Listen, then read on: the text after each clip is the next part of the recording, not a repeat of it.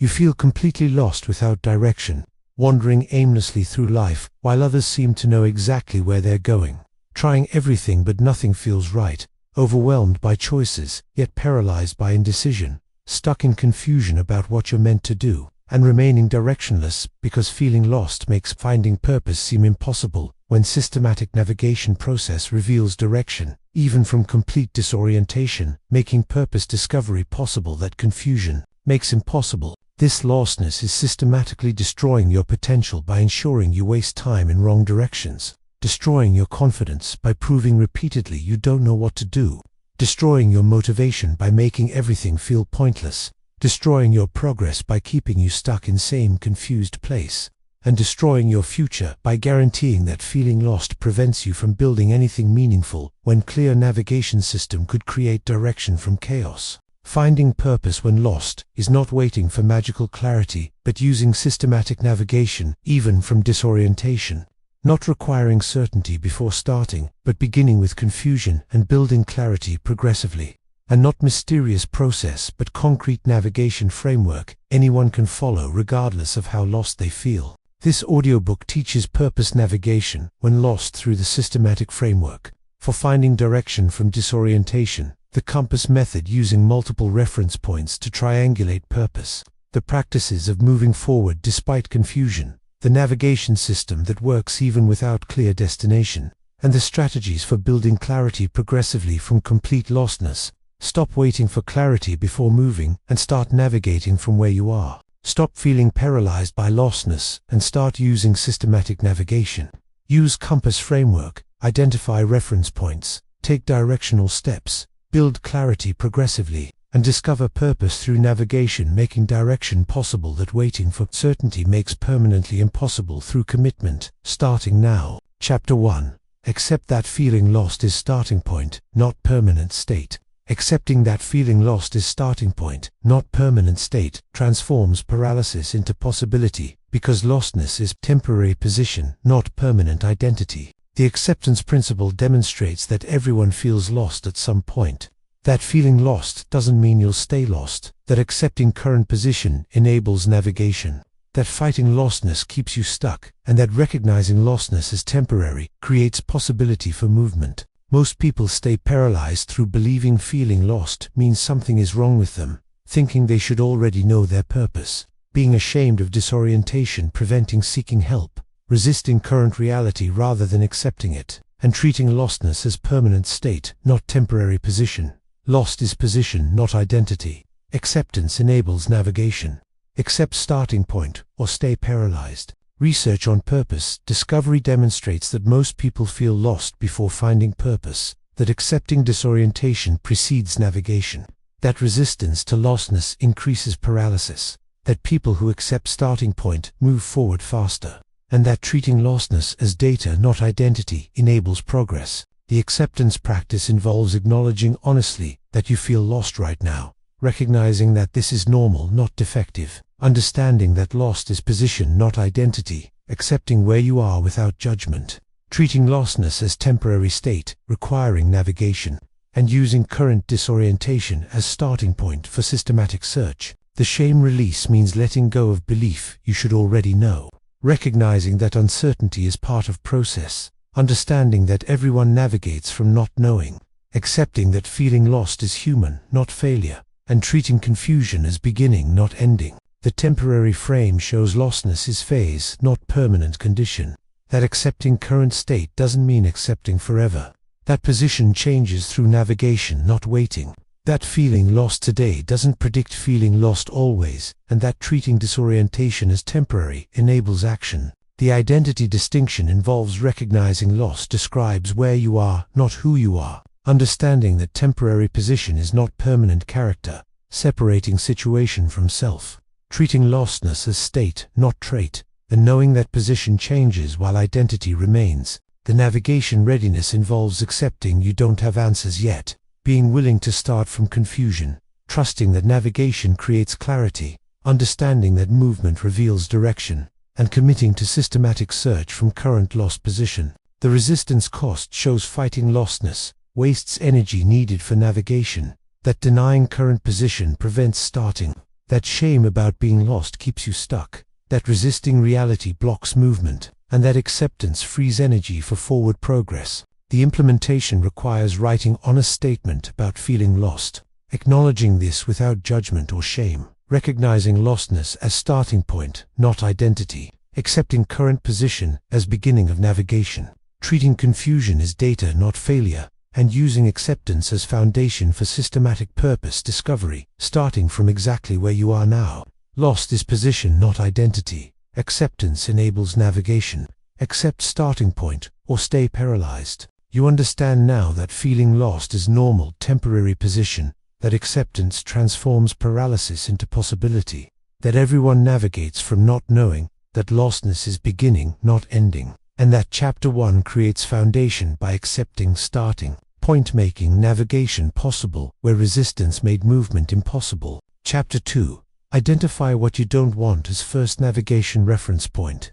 Identifying what you definitely don't want provides first navigation reference point, because knowing wrong directions narrows search for right direction. The elimination principle demonstrates that knowing what you don't want is easier than knowing what you want.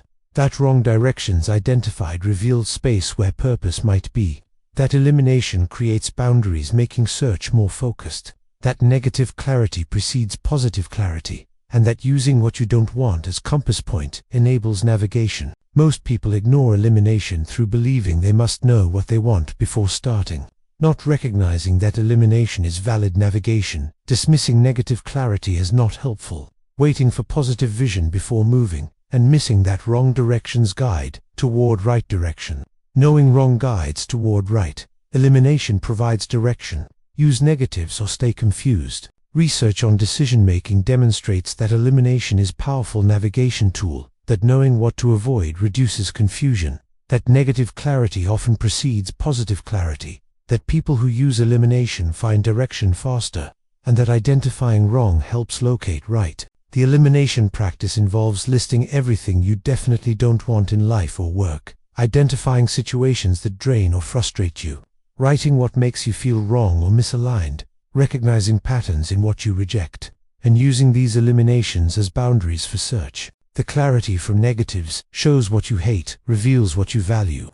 That strong rejection indicates what matters. That elimination creates search space. That knowing wrong directions focuses exploration. And that negative compass points guide toward positive. The pattern recognition means looking for common threads in rejections, identifying what all unwanted things share, recognizing values revealed by strong no's, understanding what eliminated options tell about you, and using patterns to narrow purpose search. The boundary creation involves using eliminations to define where not to look, creating clear boundaries for exploration, focusing search within non-rejected space, treating eliminations as valid navigation data, and recognizing that narrowing search makes finding easier. The values revelation shows what you reject, strongly reveals what you value deeply, that your no's indicate your yeses, that elimination exposes priorities, that strong rejection shows investment, and that negative clarity illuminates positive direction. The search space definition means eliminations create bounded area for exploration, that knowing where not to look focuses where to look, that boundaries enable systematic search,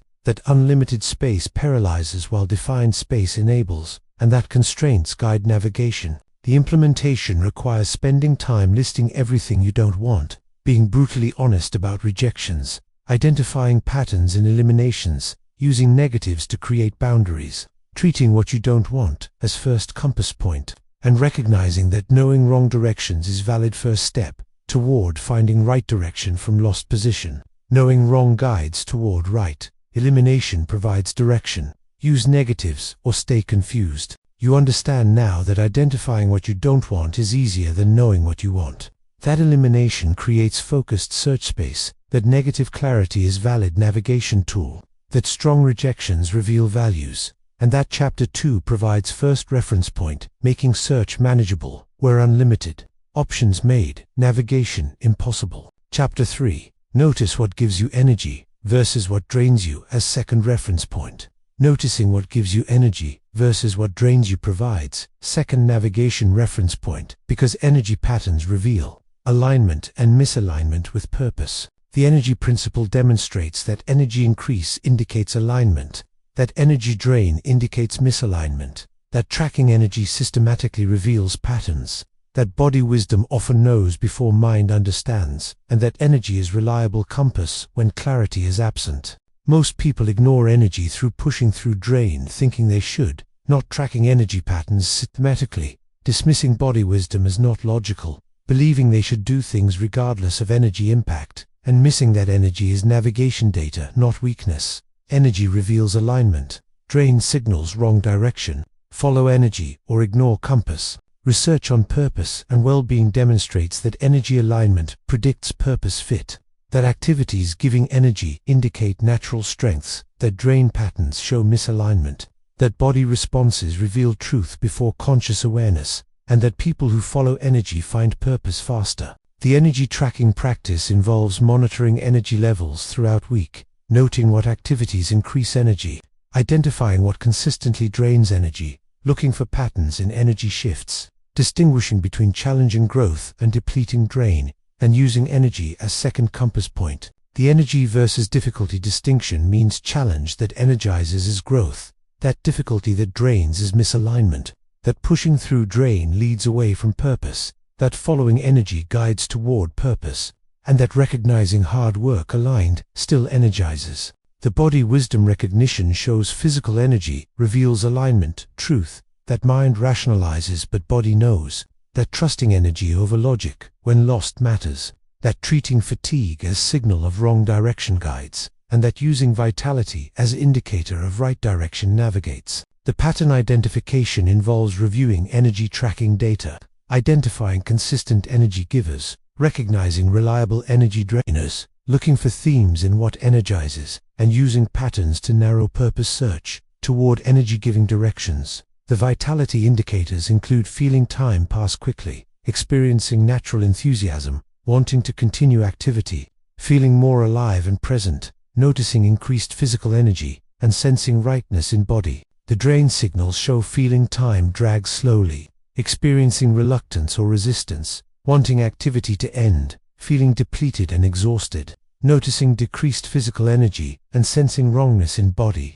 The systematic tracking means keeping energy journal for 1 week, recording energy levels multiple times daily, noting activities preceding energy shifts, identifying patterns across multiple days, and using data, not memory, for accuracy. The implementation requires tracking energy levels for 1 week minimum, writing detailed notes about energy shifts, identifying clear patterns in what gives versus drains, using energy data as second navigation reference point, combining with Chapter 2 eliminations, and following energy as compass when clarity is absent, treating body wisdom as reliable guide from lost position. Energy reveals alignment, drain signals wrong direction, follow energy or ignore compass. You understand now that energy patterns reveal alignment with purpose, that body wisdom provides reliable navigation, that tracking systematically reveals patterns, that following energy guides toward purpose, and that Chapter 3 provides second reference point, making navigation more precise. Where ignoring body signals made direction impossible to find. Chapter 4. Identify who you naturally want to help as third reference point. Identifying who you naturally want to help provides third navigation reference point because instinctive care reveals purpose, direction, even when you feel lost about your own path. The natural care principle demonstrates that who you want to help indicates what you're meant to do. That instinctive desire to serve specific people guides purpose. That caring about particular struggles reveals your contribution. That natural empathy points toward purpose. And that serving impulse is compass even without clarity. Most people miss this compass through thinking they need to know their own purpose before helping others, not recognizing that service desire is purpose indicator, dismissing natural care as not relevant to purpose search, waiting for clarity before considering contribution, and missing that who you want to help reveals what you should do, who you help reveals what to do. Natural care guides purpose, follow service impulse or misdirection. Research on purpose demonstrates that purpose often involves serving specific people, that natural empathy indicates purpose direction, that caring about particular struggles reveals contribution, that people who follow service impulse find purpose, and that helping others creates purpose clarity for self. The natural care identification involves noticing who you instinctively want to help, identifying what struggles make you want to contribute, recognizing which people's problems bother you, observing who you defend or support naturally, and seeing patterns in who draws your care. The struggle connection means problems you want to solve for others often relate to what you've faced. That caring about specific struggles indicates purpose territory. That natural empathy from experience guides contribution, and that who you want to help reveals what you should build. The specific, not general requirement shows not vague everyone, but particular group. That getting specific about who enables action, that general care provides no navigation, but specific care guides, and that narrowing who you help focuses purpose search. The contribution clarity means knowing who you serve reveals what to do. That specific people indicate specific contribution, that caring about their transformation guides your path, and that service direction creates purpose clarity. The empathy source involves recognizing why certain struggles resonate, understanding connection between their problems and your experience, identifying what makes you care about specific people, and using empathy patterns as navigation data. The action enablement shows specific who enables specific what. That knowing audience reveals needed contribution. That caring about particular transformation guides building, and that service focus creates clear direction. The implementation requires identifying specific group you naturally want to help, getting detailed about who and their struggles, recognizing patterns in who draws your care, using this as third compass reference point, combining with eliminations and energy patterns, and following natural service impulse as navigation guide, even when lost about own direction, treating care for others as purpose compass. Who you help reveals what to do. Natural care guides purpose. Follow service impulse or misdirection. You understand now that instinctive desire to help specific people reveals purpose direction. That natural empathy is navigation tool. That caring about particular struggles indicates contribution. That service impulse guides even without self-clarity. And that Chapter 4 provides third reference point, making purpose actionable, where vague general care made contribution impossible to define. Chapter 5. Try small experiments in promising directions, without commitment. Trying small experiments in promising directions, without permanent commitment, enables testing potential paths when feeling lost because experimentation reveals what thinking cannot. The experimentation principle demonstrates that small tests create data, that experiments don't require commitment, that trying reveals truth that contemplating cannot, that action in promising directions builds clarity, and that testing multiple paths simultaneously accelerates discovery. Most people stay stuck through believing they must choose right path before trying. Thinking experiments require permanent commitment, being paralyzed by fear of choosing wrong, not recognizing that testing is valid navigation, and waiting for certainty that only action provides. Thinking reveals nothing. Experiments create clarity. Test directions or stay confused. Research on career and purpose demonstrates that experimentation is most effective discovery method, that small tests reveal fit without commitment, that trying multiple directions simultaneously is valid, that action creates information thinking cannot produce, and that people who experiment find purpose faster than those who contemplate. The experimentation practice involves identifying promising directions from compass points, designing small, low-risk experiments, trying multiple directions without committing, gathering data from each experiment, evaluating what worked and didn't, and using results to refine direction. The low-risk design means keeping experiments small and reversible, testing without permanent commitment, making experiments completable quickly, ensuring experiments reveal data efficiently, and treating tests as information gathering, not life decisions. The multiple simultaneous tests show trying several directions at once is valid, that parallel experimentation accelerates discovery, that comparing multiple tests reveals preferences, and that not choosing one path before testing many enables learning. The data collection involves noting what energized during experiment, identifying what felt aligned versus forced, recognizing whether experiment revealed an interesting path, evaluating whether you want to explore further, and using results to adjust next experiments. The refinement process means using experiment results to narrow directions, identifying promising paths, deserving deeper exploration, eliminating directions experiments revealed as wrong, and progressively focusing on most aligned paths through iterative testing. The commitment avoidance shows experiments don't require permanent decisions, that testing is separate from choosing, that trying doesn't mean committing, that reversible experiments enable learning, and that low-risk exploration builds clarity. The parallel exploration means testing multiple directions simultaneously, comparing results across experiments, not limiting to single path prematurely, using diversity of tests to reveal preferences, and treating multiple experiments as data collection. The implementation requires designing 3 small experiments based on compass points, completing experiments within 2 weeks, gathering detailed data from each, evaluating results honestly, adjusting direction based on findings, and treating experimentation as primary navigation method when lost, using action to create clarity that thinking alone cannot produce. Thinking reveals nothing. Experiments create clarity. Test directions or stay confused. You understand now that small experiments create data thinking cannot produce, that testing doesn't require commitment, that parallel exploration accelerates discovery, that action reveals fit contemplation cannot show, and that Chapter 5 provides method for building clarity, making navigation possible where waiting for certainty made progress impossible. Chapter 6. Follow small signs of rightness, even without complete clarity. Following small signs of rightness, even without complete clarity, enables progressive navigation, because purpose reveals itself through movement, not stillness. The incremental clarity principle demonstrates that rightness appears in small signals, not grand revelation. That following small signs progressively reveals direction. That movement creates clarity that waiting prevents. That trusting subtle indicators enables navigation.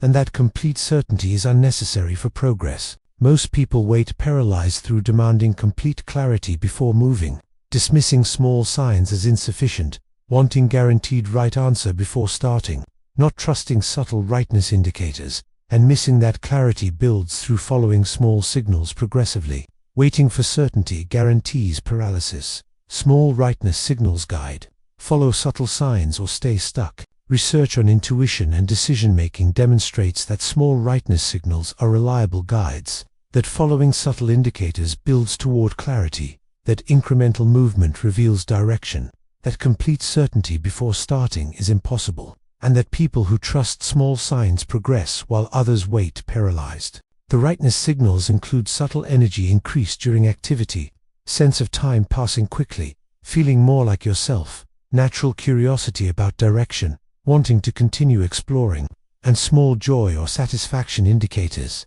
The signal recognition practice involves noticing even small feelings of rightness, paying attention to subtle alignment indicators, recognizing when something feels slightly more right, trusting gentle positive signals, and following these despite lack of complete clarity. The progressive revelation means purpose doesn't appear fully formed.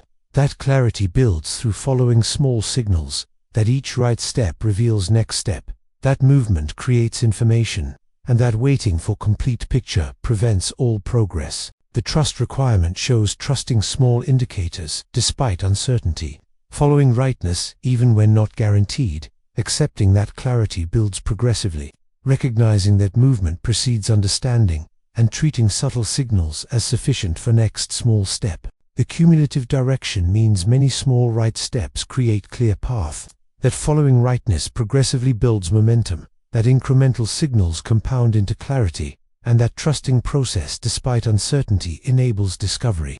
The subtle indicator types include physical sensations of alignment, emotional resonance with direction, mental engagement and curiosity, social connection, feeling natural, and temporal flow during activity. The certainty myth addresses belief that clarity precedes action, recognizing that action creates clarity, understanding that certainty is impossible before starting, accepting that movement reveals what thinking cannot, and trusting that small signs are sufficient. The implementation requires identifying small signals of rightness in experiments, following these indicators, despite incomplete clarity, taking next small step in right feeling direction, trusting subtle alignment signals, building progressively through small movements, and recognizing that following incremental rightness creates eventual clarity, that waiting for complete certainty prevents making purpose discoverable through movement. Waiting for certainty guarantees paralysis. Small rightness signals guide. Follow subtle signs or stay stuck. You understand now that rightness appears in small signals, not revelation. That following subtle indicators builds clarity progressively. That movement creates understanding, waiting prevents. That trusting small signs enables navigation. And that Chapter 6 provides method for forward progress, making discovery possible where demanding certainty made movement impossible. Chapter 7. Build your purpose compass through continuous passion navigation and adjustment. Building your purpose compass through continuous navigation and adjustment creates reliable direction system, because purpose clarity comes from ongoing process, not single revelation. The continuous navigation principle demonstrates that purpose compass is built, not found. That navigation is ongoing practice, not one-time discovery. That adjustment based on experience refines direction.